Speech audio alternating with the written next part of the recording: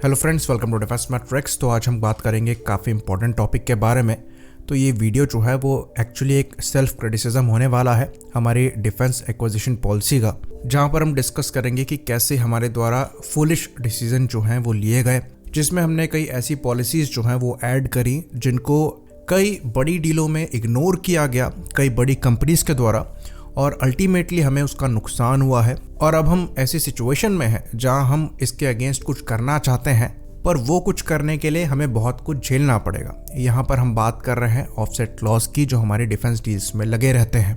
तो defence acquisition council द्वारा इस महीने के अंत तक एक मीटिंग करी जाएगी, जहां पर डिसाइड किया जाएगा कि जो कंपनी अपने ऑफसेट कमिटमेंट को पूरा नहीं कर पाई हैं उन पर क्या एक्शंस लेने हैं। तो हमारे द्वारा कई डिफेंस डील्स जो हैं वो करी गई हैं, और इसमें अगर हम ऑफसेट कमिटमेंट्स की बात करें तो करीबन $13 बिलियन के ऑफसेट कमिटमेंट होते हैं, जिनमें से खाली $2.4 बिलियन के ऑफसेट कमिटमेंट पिछले 15 साल में पूरे किए गए हैं। तो ऑलमोस्ट $10.5 बिलियन के जो ऑफसेट कमिटमेंट थे डिफरेंट डिफेंस डील्स में, उनको पूरा नहीं किया गया है, और ये बहुत बड़ी अमाउंट है। ये बात आपको बता दें, रिसेंटली इंडोनेशिया द्वारा $8.1 बिलियन की डील करी गई है 42 रफाल को लेकर, और ये जो ऑफसेट अमाउंट बची है इंडिया में लगने के लिए, ये इससे $2 बिलियन ज़्यादा है। तो इससे आप अंदाज़ा लगा सकते हैं कि ये अमाउंट कितनी है। और अब यहाँ पर हम बात कर लेते हैं कि डिफ़ॉल्टर्स कौन कौन है।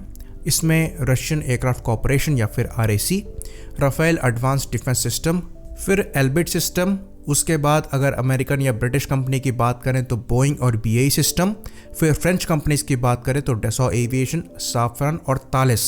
यानी कि जितनी भी मेजर कंपनीज हैं जो हमसे डील करती हैं वो सारी यहाँ पर डिफ़ॉल्टर्स हैं। और अगर आप इनको ब्लैकलिस्ट करते हैं या बैन करते हैं तो हमारे जो डिफेंस इक्विपमेंट है उनकी ऑपरेशनल रेडीनेस में डेफिनेटली फ़र्क पड़ेगा। और ये इतनी मेजर कंपनीज हैं कि आप इन पर ये एक्शंस ले ही नहीं सकते, क्योंकि हम इन पे हैविली डिपेंड करते हैं। तो पहले भी वार्निंग्स वगैरह दी गई हैं, पर उनका कोई फ़ायदा हुआ नहीं है। इतनी कंपनीज के डिफ़ॉल्टर बनने के बाद हमने यहाँ पर चेंजेस किए हैं, और जो ऑफसेट क्लॉज है उसको अब डिफेंस डील से रिमूव कर दिया गया है, और ये डिसीजन पिछले साल ही लिया गया था। तो इन ऑफसेट क्लॉजेस को हम समझने की कोशिश करेंगे, लेकिन इससे पहले अपने प्रमोशनल पार्टनर का एक छोटा सा मैसेज देख लेते हैं। तो अनअकैडमी का जो CDS का बैच कोर्स है वो चालू कर दिया गया है, और ये वॉरियर CDS 2 2022 के नाम से है, और ये 4 मई से ही चालू है, और ये 14 अगस्त तक चलेगा। तो अगर आप CDS की तैयारी कर रहे हैं तो बैच कोर्स जो है वो ज्वाइन कर सकते हैं और अपनी तैयारी को मजबूत कर सकते हैं। बाकी दूसरे ऑफर्स की बात करें तो फ्री में आप CDS के वीकली मॉक टेस्ट को दे सकते हैं, जो कि 3 मई से चालू है। यहाँ पर आप elementary mathematics, English, general knowledge और करंट अफेयर्स के एग्ज़ाम्स दे सकते हैं। एनरोल करने के लिए जो लिंक्स हैं वो आपको डिस्क्रिप्शन में मिल जाएंगे। हमारा रेफरल कोड याद रखिएगा, 10% डिस्काउंट के लिए मैट्रिक्स10, और एनरोल करने के लिए भी आप हमारा रेफरल कोड यूज़ कर सकते हैं।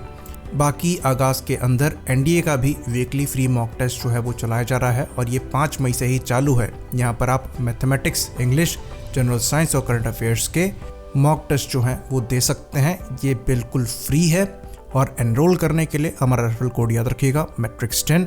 ज़रूरी लिंक्स जो हैं वो आपको डिस्क्रिप्शन में मिल जाएंगे। तो आपकी तैयारियों के लिए बेस्ट ऑफ लक।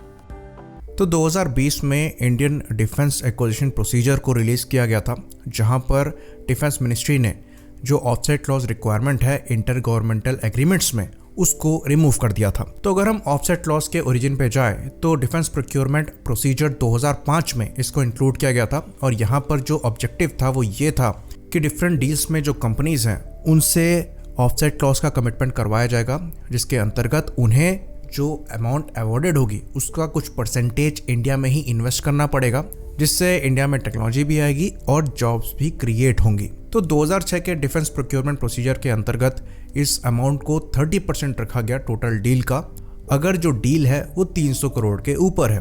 फिर इसके बाद 2016 में जो डिफेंस प्रोक्योरमेंट प्रोसीजर आया उसमें चीज़ों को रिवाइज किया गया, और ये जो 300 करोड़ की मिनिमम अमाउंट थी उसको बढ़ाकर 2000 करोड़ किया गया। यानी कि अगर आप 2000 करोड़ के ऊपर की डील करते हैं तो जिस कंपनी के साथ आप डील कर रहे हैं उसे अवॉर्डेड अमाउंट का 30% इंडिया में ही स्पेंड करना पड़ेगा। तो इसके बाद CAG की 2018 की रिपोर्ट आई, जहां पर कहा गया कि करीबन 46 ऑफसेट कॉन्ट्रैक्ट्स जो हैं वो साइन किए गए हैं, जो कि अराउंड 66,427 करोड़ के होते हैं। और ये जो अमाउंट है ये दिसंबर 2018 तक की है। तो टोटल 19,223 करोड़ के जो ऑफसेट्स हैं वो डिस्चार्ज हो जाने चाहिए थे उस समय तक, लेकिन खाली 11,396 करोड़ यानी कि 59% जो टोटल ऑफसेट अमाउंट है उसी को डिस्चार्ज किया गया था डिफरेंट वेंडर्स द्वारा। ये चीज़ हम दोबारा यहाँ पर क्लियर कर दें कि ये बात अभी की नहीं है, ये CAG रिपोर्ट 2018 की है, तो दिसंबर 2018 तक ही ये इन्फॉर्मेशन वैलिड है, लेकिन ये आपको सिचुएशन का अंदाजा दे देगी।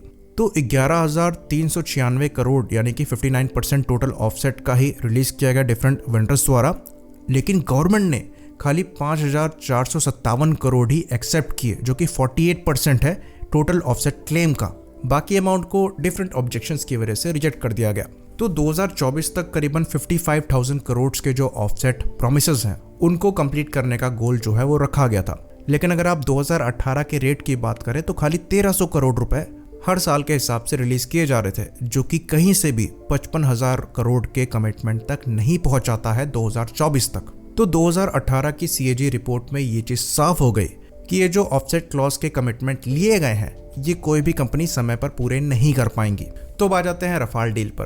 तो रफाल डील में क्या हुआ था कि जो 30% ऑफसेट डिस्चार्ज करने थे डसॉ एविएशन को और MBDA को, वो टेक्नोलॉजी ट्रांसफर के थ्रू करना था, जिसके अंतर्गत इंपॉर्टेंट टेक्नोलॉजी जो है वो इन कंपनीज को DRDO को प्रोवाइड करानी थी।